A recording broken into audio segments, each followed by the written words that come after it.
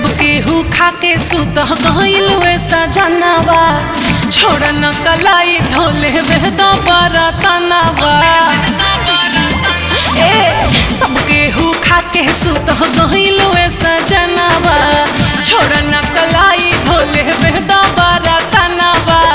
प्यार कर खातिर पूरा रात बाट बाकी बतावा गोरी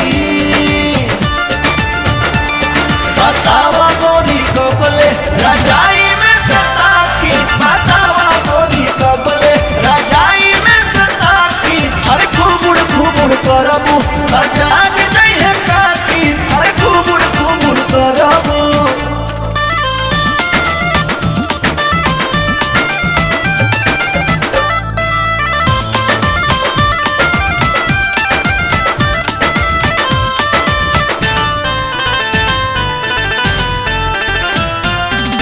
नौ बजे के बाद टाइम होला खाली पति के छोड़ा कुली काम आजा बिना दिया बत्ती के रात भर लगे रहब गलत निशान तब ले चढ़ाव राजा तकिया पे कवर चले नहीं दे हम आज तो हरो चला के बतावा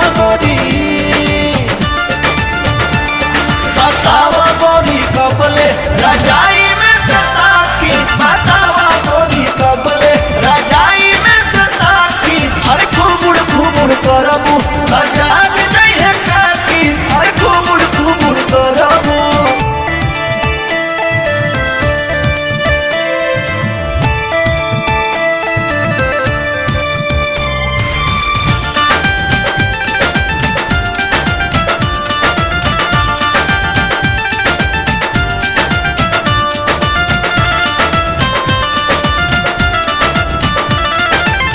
छोड़ा कुली काम रानी रहो हमरे पास हो